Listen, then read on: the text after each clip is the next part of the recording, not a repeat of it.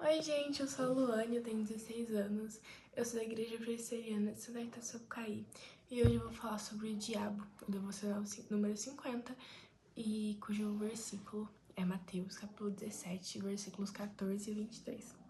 Bom, o título dessa parte é A Cura de um Jovem Possesso.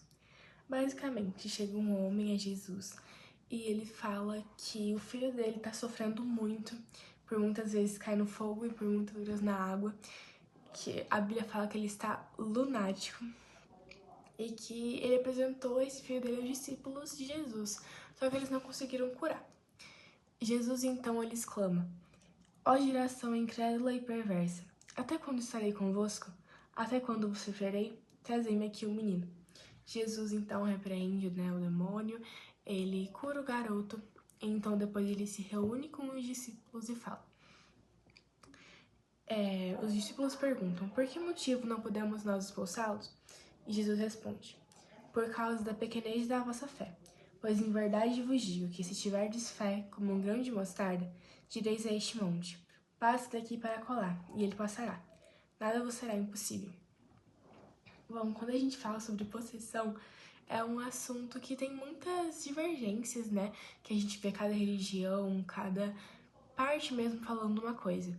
Quando isso acontece, a gente tem que se virar para a Bíblia, porque a Bíblia fala e ter ela como nossa fonte de toda a verdade.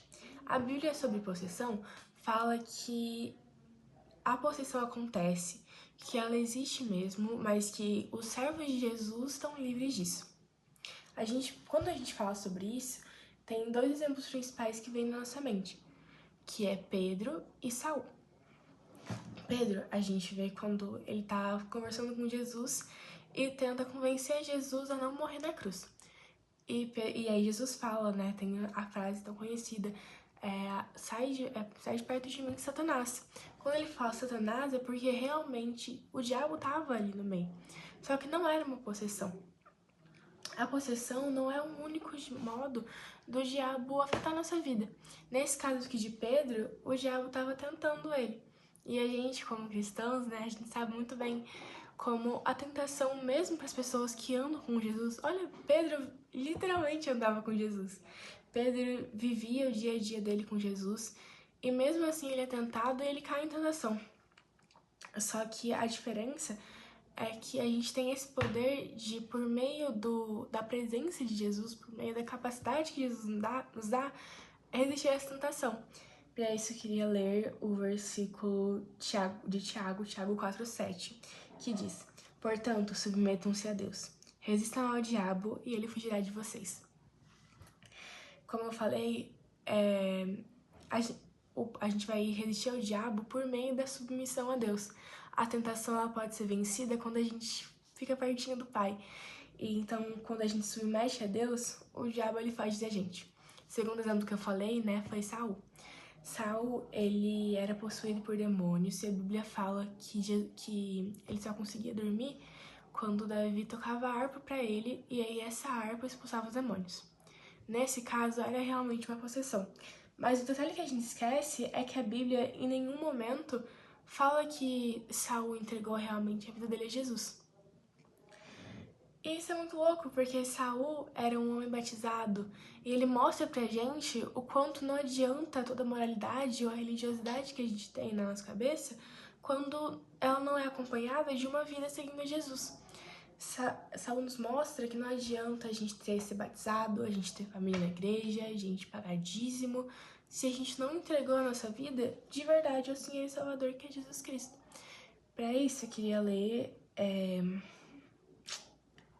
Cadê?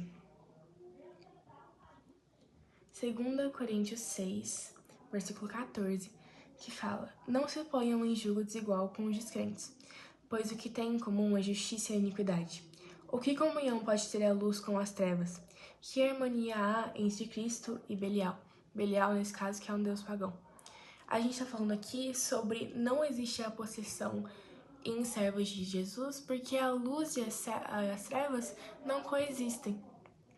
Se há trevas numa pessoa igual tinha em Saul, é porque a luz não habitava lá. E a gente pode refletir isso na nossa vida. Que não... as frases conhecidas de crente, né, gente?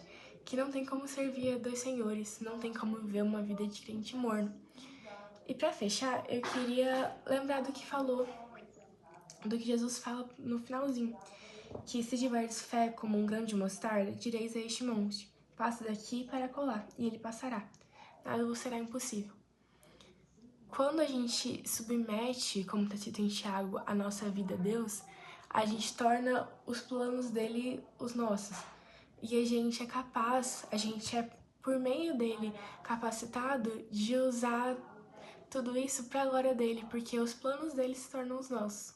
Então ele nos capacita por meio de uma fé como um grão de mostarda, por meio de entregar a nossa vida, que é tão pequena, em meio a tudo que o Senhor nos oferece, a graça incondicional dele, a gente tem a oportunidade de mover montes para o Senhor, em nome do Senhor.